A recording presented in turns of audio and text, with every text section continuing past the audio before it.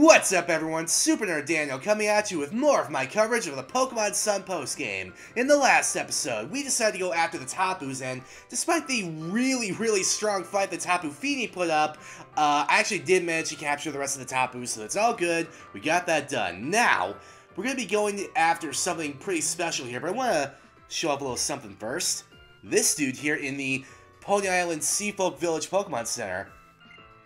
You speak to him next to the coffee guy, and he just instantly jumps into battle. The reason I'm showing this off is, well, one, I don't want an entire episode to not be, to be devoid of battles, I guess. And number two, he has a shiny Exeggcute. Which, of course, I'm just gonna steamroll real quick with the Honda, but, you know, I mean, I thought it was pretty cool that he has shiny Exeggcute. I believe he gives you something after you beat him. So, let's go ahead and fake him out real quick. Bop! Oh, wow. That was a fucking strong-ass fake-out. I mean, to be fair, it's an unevolved Exeggcute. Basically, a Hariyama that's like 10 levels above it. So, it's probably gonna do significant damage.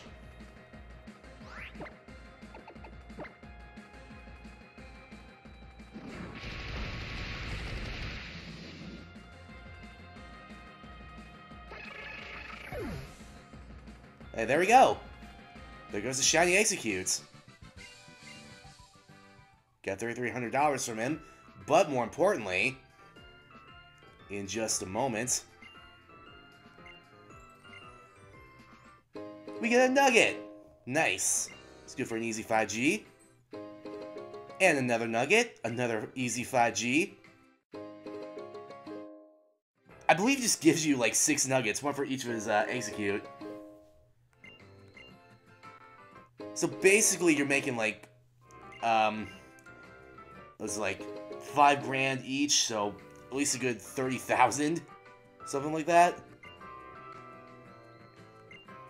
All right, that's well, it takes care of that, I guess.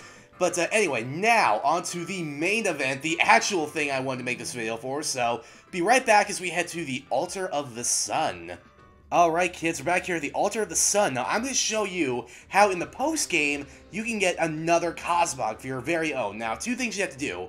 1, in your version of the game you have to go to the Altar of the Sun or the Altar of the Moon during the opposite time of day that the name would imply. So for me, Pokemon Sun, I have to come here to the Altar of the Sun during the nighttime. And remember, if you don't know off the top of your head, the day-night cycle in Pokemon Sun and Moon is from 8 to 8. So 8 a.m. to 8 p.m. is daytime, and then 8 p.m. to 8 a.m. would be nighttime. So you have to come here during those specific times. Also, you have to have your version's exclusive legendary Pokemon. So for me, it's obviously going to be Solgaleo, because again, I'm playing Pokemon Sun. So I gotta bring Solgaleo here with me to the Altar of the Sun during the nighttime in order to do a thing. And what's that thing, you might ask? Well, we are going to open up a portal to another world. Actually, it's pretty much the same as this world, but, you know.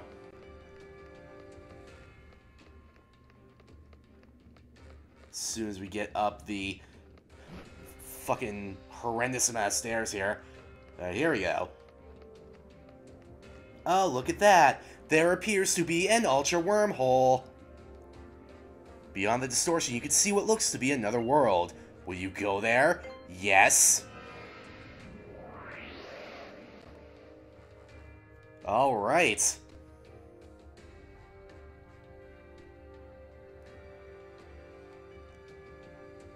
What's this? It's daytime, and it's the Altar of the Moon? Woo! Alright, but seriously, we are now in the alternate world, which is mostly a superficial change, you know. It changes nighttime to daytime, and you can catch Pokemon that are only available during certain times, but it doesn't change what version exclusives, excuse me, that you can actually catch. So you still, if you're playing Pokemon Sun, you can only catch the Pokemon that are available in Sun, but it does allow you to do stuff that is based in certain times of the day. So if you don't want to wait like 12 hours to evolve your Eevee into an Espeon, you could switch it up, come here during the daytime, when it's actually nighttime in the real world, and then obviously you have to figure that out the other way around for Moon. But anyway, the next place we're going to go, now that we're here in the alternate world, is we are going to head to... If I remember where the fuck it is. Wait for it. Wait for it. I swear I know where it is. Yep, here we go. And Ulu Ula Island, because we're going to what is now referred to in the alternate world as the Lake of the Sun. Bam!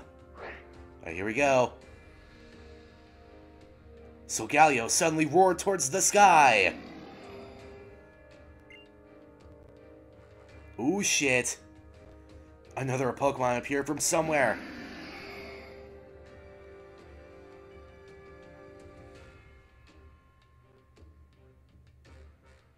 What could this be? It's a Cosmog! Hey, Cosmog, you wanna get my bag? Would you like to take Cosmog with you? Yes. And there you go. You get your very own Cosmog here in the alternate world. Very nice. Cosmog, the Nebula Pokemon. Its body is gaseous and frail. It slowly grows as it collects dust from the atmosphere. Nice. You know what? We are going to give Cosmog a nickname this time. Well, a different one that we gave the Solgaleo, obviously, but... You know what? For sentimental reasons, we're calling you Nebby. Just because. We're actually going to add Nebby to the party, because now I need to work on leveling him up in order to, level him up to the point where it evolves. So we'll actually be right back. I'm not going to do all that grinding on screen. We'll be right back. I'm going to return to my own world, and then we're going to do some stuff, and then I'll come back when Nebby evolves into its second form. So, be right back, kids. Alright, here we go, kids. Got Nebby up to level 43, and now Nebby is going to evolve into its secondary form.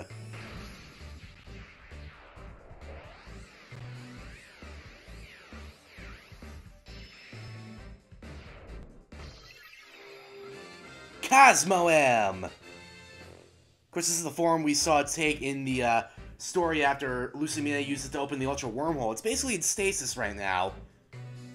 So, yeah.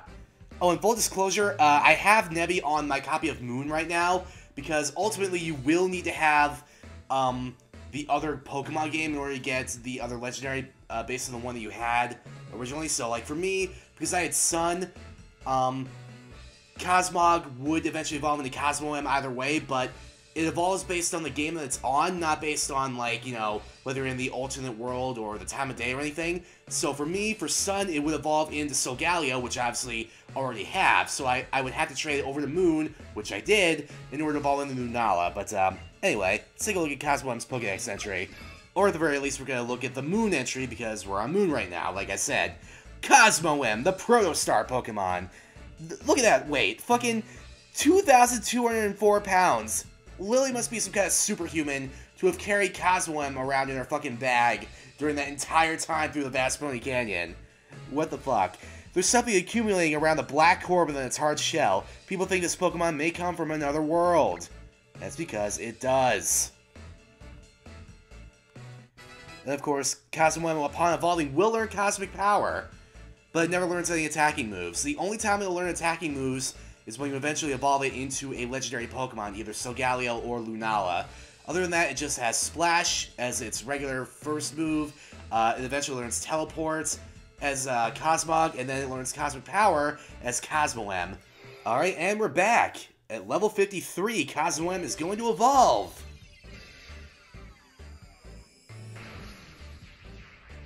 And like I said, I had to bring it over to the Moon because it would have evolved into Solgaleo if I kept it on Sunne, so just keep that in mind when you're doing this. But anyway, Nebby has evolved into Lunala, the legend exclusive for Pokemon Moon. Which means once I trade back over to Pokemon Sunne, I'll have both the legendaries, which is pretty cool. Lunala, the Moon Pokemon. Said to live in another world, this Pokemon devours light, drawing the moonless dark veil of night over the brightness of day. That is fucking metal. I believe it should learn Moongeist Beam upon evolving. Yup. Alright, time to trade it back to Sunne.